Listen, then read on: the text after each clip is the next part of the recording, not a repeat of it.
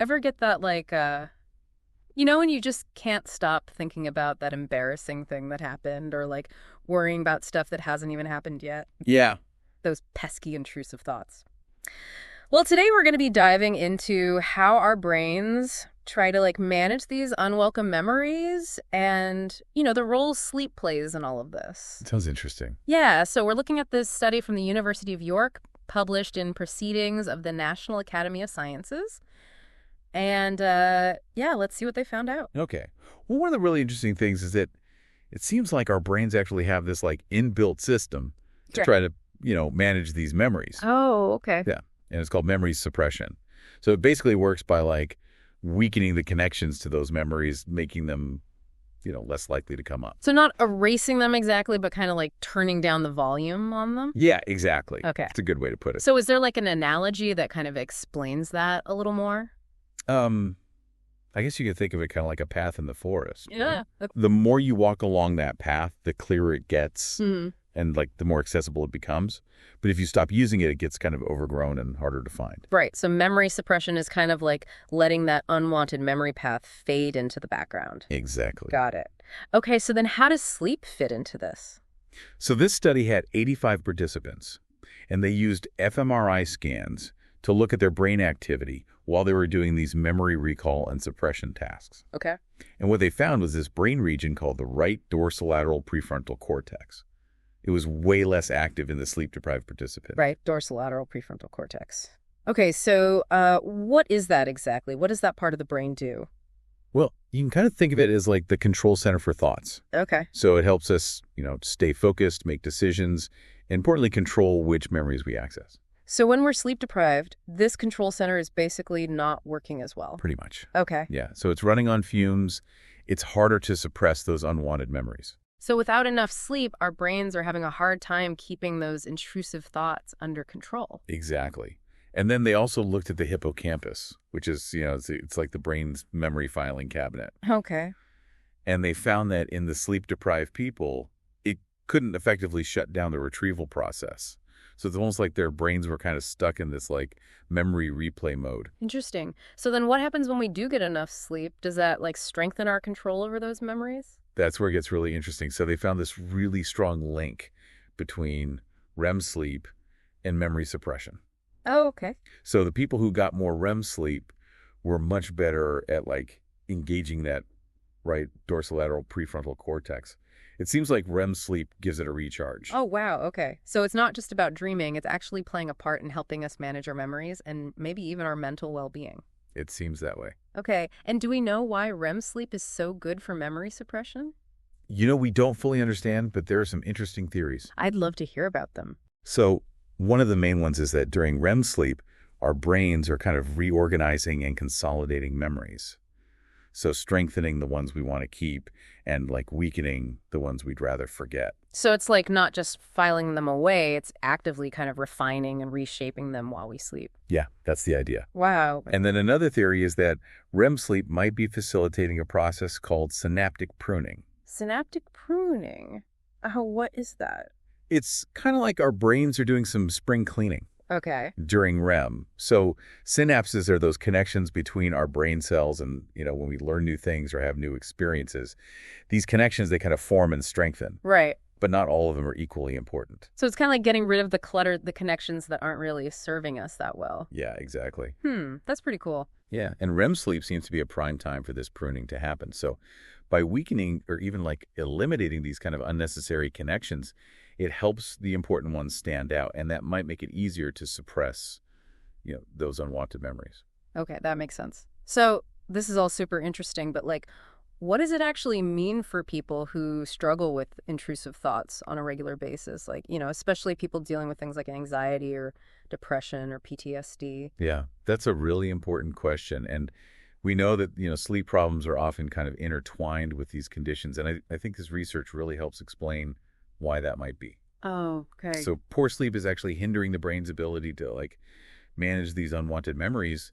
Then it could be contributing to that cycle of intrusive thoughts and all the emotional distress that comes with it. Yeah, that makes sense. Yeah. So then improving sleep quality could be a key part of managing those conditions. Yeah, potentially. And, this study suggests that By supporting healthy sleep, we might actually be kind of bolstering the brain's natural defenses against these intrusive thoughts. So it's almost like giving someone a stronger shield to protect themselves from those unwelcome mental intrusions. I like that analogy. That's a good way to put it. So, are there like specific sleep focused therapies that could help people who are dealing with these conditions? Yeah, definitely. I mean, there's things like cognitive behavioral therapy for insomnia or CBTI, Okay. and that's been shown to be really helpful in getting people's sleep patterns, back on track and reducing those insomnia symptoms. So, it's not just about medication, it's about like addressing the behaviors and the thought patterns that are contributing to the poor sleep in the first place. Exactly. And there's even like newer technologies being explored now, like transcranial magnetic stimulation or TMS. Oh, wow. TMS. Okay, I've heard of that, but I don't really know what it is. What is that, and how is it being used for sleep issues? So TMS, it uses magnetic pulses to basically stimulate certain areas of the brain. And it's still kind of an emerging field.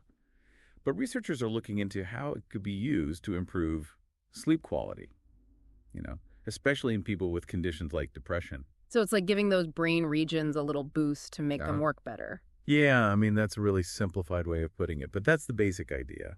So by targeting areas like that, right, dorsolateral prefrontal cortex, TMS might help improve sleep regulation and maybe even enhance the brain's ability to suppress those unwanted memories.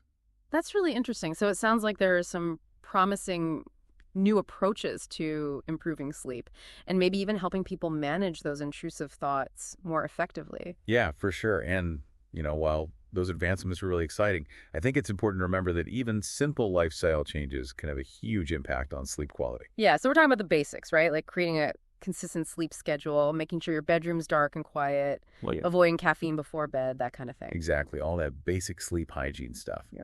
It might sound kind of boring, but it really can make a world of difference. I think you're right. It's easy to forget about that stuff. So this whole conversation just makes me think about how much pressure there is to constantly be productive and how often we kind of sacrifice sleep to get things done. Yeah, it's true. We kind of glorify being busy all the time and wear sleep deprivation like it's a badge of honor. Yeah. But this research is a good reminder of just how crucial sleep is, not just for our physical health, but for our mental well-being too. Yeah. It's like we're finally starting to realize that rest isn't the enemy of productivity. It's actually a key ingredient. Totally. Yeah. And, when we make sleep a priority, we're really investing in our ability to focus, make good decisions, regulate our emotions, and, manage those unwanted memories that we've been talking about. That's a good point. I'm curious, thinking about all this, have you ever struggled with intrusive thoughts or sleep problems yourself? Well, I think most people have had those moments where you're just replaying something embarrassing over and over in your head, or you're lying awake at night worrying about stuff. Oh, for sure. It's like a universal human experience. Yeah. Yeah, definitely. And I've definitely gone through periods where I haven't slept well, especially when I'm stressed out. And I think what I've learned is that it's so important to listen to your body and make those basic sleep hygiene practices a priority. It's not always easy, but the benefits are huge. Yeah, that's good advice. We often underestimate the impact of those small changes.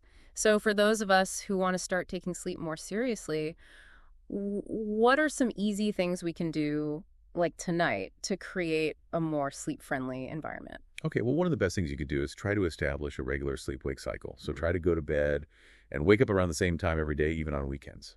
Okay, so it's about giving our bodies that consistency. Exactly. Yeah. And light plays a big role in regulating our sleep-wake cycle. So make sure your bedroom is dark and quiet and cool.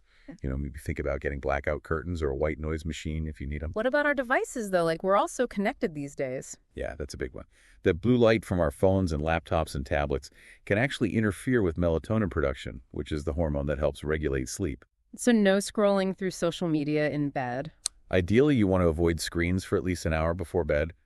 I know it's hard, but it really does help. Okay, good to know. Any other tips? Yeah, definitely pay attention to what you're eating and drinking before bed.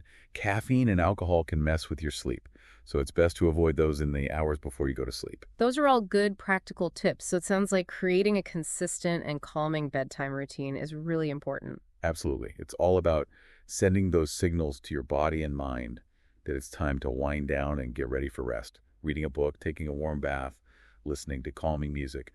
Those can all be helpful rituals. Yeah, I think this deep dive has really opened my eyes to how important it is to make sleep a priority. Not just for feeling well rested, but for our mental well-being and helping our brains manage all those unwanted memories. I agree. It's fascinating to think about how something as simple as a good night's sleep can have such a powerful impact on our mental state. Yeah, it really is amazing to think about everything that's going on in our brains while we're sleeping. And it sounds like we still have a lot to learn about how sleep and memory are connected. Oh, yeah, definitely. I mean, this research is just the beginning. It's opening up so many new questions for scientists to explore. So, like, what are some of the big questions that they're probably going to be looking at next? Well, one thing that's really interesting is whether we can actually manipulate sleep stages to make memory suppression work better. Mm-hmm. So could we develop treatments that boost REM sleep or other specific phases to help people deal with intrusive thoughts more effectively? That's a fascinating idea. It's like we could give our brains this targeted memory tune-up while we're asleep. Exactly. Wow. And another exciting area is personalized sleep therapies. Mm. So, imagine if we could create interventions that are specifically designed for each person based on their brain activity and their own memory patterns. That sounds almost futuristic, but it's not totally impossible, right? No, not at all. I mean, with all the advances in sleep monitoring technology and our growing understanding of how the brain works, personalized sleep therapies could become a reality sooner than we think. That's incredible to think about all the possibilities. So, before we wrap up this deep dive into sleep and memory suppression, what's the one big takeaway you want our listeners to think about? I think the most important message is that sleep isn't a luxury. It's absolutely essential for our mental well-being. Yeah. When we make sleep a priority, we're not just letting our bodies rest, we're giving our brains the chance to do all these crucial things, like managing our memories and keeping those unwanted thoughts in check. That's a great way to put it. So, to our listeners, as you're drifting off to sleep tonight, remember that you're not just getting some shut-eye, you're giving your brain a chance to optimize and rejuvenate itself. Sleep well, and until next time, keep diving deep.